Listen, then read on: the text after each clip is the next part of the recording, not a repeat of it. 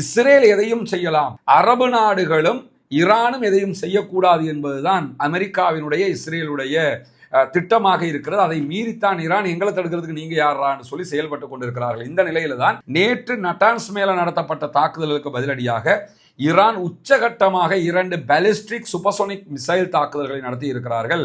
நிறைய Al Jazeera உள்ளிட்ட ஊடகங்கள் அதனுடைய புகைப்படங்களை வெளியிட்டிருக்கிறது. இஸ்ரேலுடைய அராட் என்கிற நகரத்தின் மீதும் இஸ்ரேலுடைய டிமோனா நகரத்தின் மீதும் நடத்தப்பட்ட தாக்குதல்களுடைய காட்சிகளை நீங்க எல்லா ஊடகத்திலையும் பார்க்க முடியும். நம்ம கூட முன்னாடி உங்களுக்கு காட்சிப்படுத்துவோம், அதில் நீங்க பார்க்க முடியும். இந்த அளவுக்கு கடுமையான தாக்குதல்கள் 2 பகுதிகளிலும் நடத்தப்பட்டிருக்கிறது. இதுல 180 பேர் படுகாயம் அடைந்திருக்கிறார்கள் என்கிறது இஸ்ரேலுடைய சுகாதார அமைச்சகம்.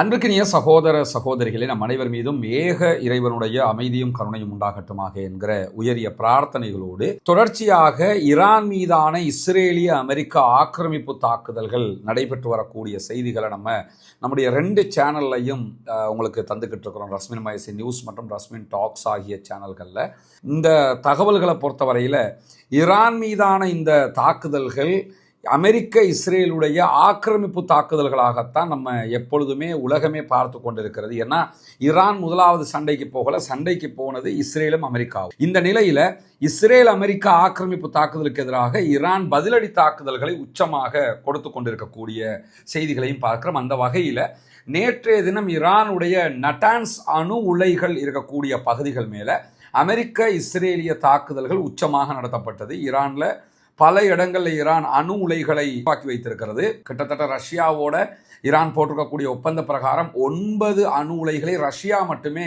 ஈரானுக்குள்ள உருவாக்குறாங்க. அதை தாண்டி ஈரான் உருவாக்கி இருக்கக்கூடிய பல அணு உலைகள் இருக்கிறது. அதுல மிக முக்கியமானது இஸ்ஃபஹான்ல இருக்கக்கூடிய அணு உலை, 2வது நட்டான்ஸ்ல இருக்கக்கூடிய அணு. இந்த நட்டான்ஸ்ல இருக்கக்கூடிய அணு உலையை இலக்கு வைத்து தான் நேற்றைய தினம் இஸ்ரேலும் அமெரிக்காவும் தாக்குதல்களை நடத்தி இருந்தது. அதுக்கான காரணமாக அவங்க என்ன சொல்றாங்கன்னா, அந்த அணு உலைக்குள்ளதான் செறிவூட்டப்பட்ட யுரேனியம் இருக்குதுன்னு சொல்றாங்க. உண்மையிலேயே ஈரானுடைய செறிவூட்டப்பட்ட யுரேனியம், ஈரான் 60% யுரேனியத்தை செறிவூட்டி இருக்கிறாங்க. அதே நேரத்தில் கிட்டத்தட்ட 450 கிலோ செறிவூட்டப்பட்ட யுரேனியம் அவங்களிடத்துல இருக்குது. இந்த 450 கிலோ வைத்து 9 அணு ஆயுதங்களை அவர்கள் தயாரிக்க முடியும். 9 தொடக்கம் 10 வரைக்கும் தயாரிக்க முடியும் என்பதுதான் சர்வதேச அணுசக்தி முகமையினுடைய தரவு குறிப்பாக இருக்கிறது. இந்த நிலையில தான் செறிவூட்டப்பட்ட 450 கிலோகிராம் அந்த யுரேனியத்தை நாங்கள் அழிக்க போறோம்னு சொல்லி நட்டான்ஸ் மேலே நேற்றைய தினம் தாக்குதல் நடத்தி இருக்கிறார்கள். ஈரானுடைய ஃபாரின் மினிஸ்டர் அப்பாஸ் அராக்சி இடத்துல ஃபாக்ஸ் நியூஸ்ல இருந்து ஒரு பேட்டி எடுக்கும் போது என்ன சொன்னாருன்னா, எந்த இடத்துல நீங்க இந்த செறிவூட்டப்பட்ட யுரேனியத்தை வச்சிருக்கிறீங்கன்னும் போது நீங்க எந்த இடத்துக்கு குண்டு போட்டீங்களோ அதுக்குள்ளதான் அது இருக்குதுன்னாரு. நாங்க வேற எங்கேயும் வைக்கலன்னாரு. ஆனா உண்மை அதுவாக இருப்பதற்கான வாய்ப்புகள் மிக மிக குறைவு. ஆனா அந்த இடத்துக்கு தான் இஸ்ரேலும் அமெரிக்காவும் நேற்றைய தினம் தாக்குதல் நடத்தினாங்க. இந்த தாக்குதலுக்கு பதிலடியை கொடுத்திருக்கிறது ஈரான். ஈரான் தெளிவாக ஒரு விஷயத்தை சொன்னாங்க. என்னன்னு கேட்டா, மீண்டும் எங்களுடைய அணு உலைகள் இருக்கக்கூடிய பகுதிகள் மேல தாக்குதல் நடத்தப்பட்டால் நாங்கள் டிமோனாவில் இருக்கக்கூடிய இஸ்ரேலுடைய அணு உலையை நோக்கி தாக்குதல்களை நடத்துவோம் அப்படின்னாங்க. இஸ்ரேல் உலகத்தில் அணு ஆயுதம் வைத்துக் கொண்டிருக்கக்கூடிய ஒரு நாடு. 1960களுக்கு பிறகு இஸ்ரேலில் முதலாக இந்த டிமோனா என்கிற பிரான்சால் கட்டி கொடுக்கப்பட்ட இந்த அணு உலையை கொண்டு அவர்கள் உருவாக்கி இருக்கக்கூடிய அணு ஆயுதங்கள் 100க்கு மேலே இருக்கலாம் என்று நம்பப்படுகிறது. ஆனால் அவங்க சர்வதேச அணுசக்தி முகமையை அதுக்குள்ள போய் பார்க்கறதுக்கு அனுமதிக்க மாட்டாங்க. சர்வதேச அணுசக்தி முகமையோடு அவங்க சேர்ந்து பயணிக்க மாட்டாங்க. இஸ்ரேலுக்கும் வாஷிங்டனுக்கும் அமெரிக்காவுக்கும் இடையில செய்து கொள்ளப்பட்ட ரகசிய ஒப்பந்தம் ஒன்றின் பிரகாரம் அவர்கள் அணு ஆயுதம் இருக்கிற நாடும் இல்லை, இல்லாத நாடும் இல்லை என்கிற விதமாக இருப்பாங்க. மஹதி ஹசனுடைய ஒரு இன்டர்வியூல கூட அவர் இஸ்ரேலுடைய ஒரு அதிகாரி இடத்துல ஓப்பனாக கேட்பாரு, உங்ககிட்ட அணு ஆயுதம் இருக்குதா இல்லையான்னு போது அதை சொல்ல முடியாது பாரு தவிர இல்லைன்னு சொல்ல மாட்டாரு. அதனால உலகத்துல அணு ஆயுதம் கொண்ட ஒரு நாடு தான் இஸ்ரேல். ஆனா அவங்க எங்கேயுமே அதை எந்த ஒரு ஆவணத்திலையும் எங்க கிட்ட இருக்குதுன்னு சொல்ல மாட்டாங்க. இங்க இருக்கிற நகைமுறை என்னன்னு சொல்லி பாத்தீங்கன்னா, அணு ஆயுதத்தை அவன் வச்சுக்கிட்டு இருக்கிறான்.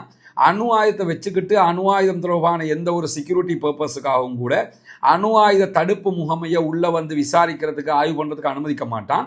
ஆனாலும் என்ன பண்ணுவான்னு கேட்டா, ஈரான்காரன் அணு ஆயுதம் செஞ்சிடக்கூடாது என்று சொல்லி அவர்கள் மீது தாக்குதல்களை நடத்துகிறார்கள். எனவே இஸ்ரேல் எதையும் செய்யலாம், அரபு நாடுகளும் ஈரானும் எதையும் செய்யக்கூடாது என்பதுதான் அமெரிக்காவினுடைய இஸ்ரேலுடைய திட்டமாக இருக்கிறது. அதை மீறித்தான் ஈரான் எங்களை தடுக்கிறதுக்கு நீங்க யாரான்னு சொல்லி செயல்பட்டு கொண்டிருக்கிறார்கள். இந்த நிலையில தான் நேற்று நட்டான்ஸ் மேல நடத்தப்பட்ட தாக்குதலுக்கு பதிலடியாக ஈரான் உச்சகட்டமாக 2 பாலிஸ்டிக் சூப்பர்சோனிக் மிசைல் தாக்குதல்களை நடத்தி இருக்கிறார்கள்.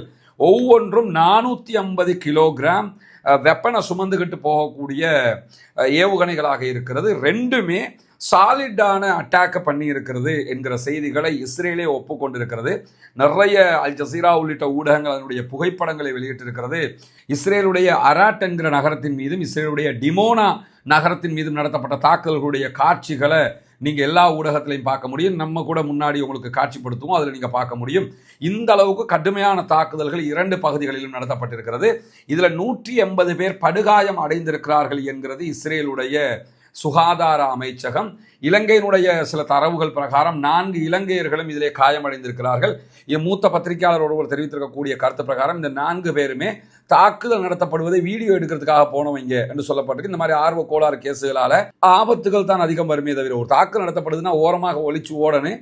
அவன் வேற பங்கருக்குள்ள ஓடி ஒலைங்கடான்னும் போது இருக்கிற யூதம் ஃபுல்லா பங்கருக்குள்ள ஓடி ஒளியும் போது இவங்க போய் வீடியோ எடுத்துக்கிட்டு இருக்கிறாங்க என்கிற செய்திகளும் வெளியாகி இருக்கிறது.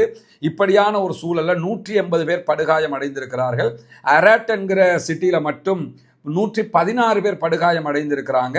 அவர்களுடைய 7 பேர் கவலைக்கிடமாக இருக்கிறார்கள் என்கிற செய்திகளும் வெளியாகி இருக்கக்கூடிய சூழல்ல தான் டிமோனாவில் 64 பேர் மேலதிகமாக படுகாயம் அடைந்திருக்கிறார்கள் என்கிற செய்திகள் வெளியாகி இருக்கு. நேற்றைய தினம் இஸ்ரேலிய பிரதமர் பெஞ்சமின் நெத்தன்யாகு ஒரு ட்வீட் போட்டார், ஒரு செய்தியை வெளியிட்டார். என்னன்னு கேட்டா, இஸ்ரேல் போர்க்கால நிகழ்வுகளில் மிக கடினமான ஒரு இரவை கடந்து கொண்டிருக்கிறது, ரொம்ப கஷ்டமா இருக்குது எங்களுக்கு, அந்த அளவுக்கு அடிக்கிறாங்க ஈரான்காரன் சொல்லி இஸ்ரேலுடைய பிரதமரே புலம்புகிற அளவுக்கு நேற்றைய தினம் தாக்குதல்கள் மிக கடுமையாக நடத்தப்பட்டிருக்கக்கூடிய சூழல்ல தான் இப்பொழுது டிமோனா மேலேயே அட்டாக் பண்ணியிருக்கிறாங்க. டிமோனா மேலே அட்டாக் பண்ணுவோம் என்று ஈரான் சொன்னாங்களே தவிர அட்டாக் பண்ணல.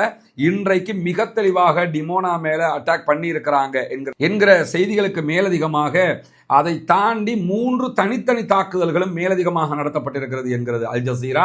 இந்த தாக்குதல்களில் 3 மாடி கட்டிடம் ஒன்று மொத்தமாக கீழே விழுந்து நொறுங்கி இருக்கிறது அந்த தாக்குதல்களுடைய எஃபெக்ட் காரணமாக என்கிற செய்திகளுக்கு மத்தியில் ஒரு வீடியோவை அல் ஜசீரா சரிபார்த்திருப்பதாக சொல்கிறது.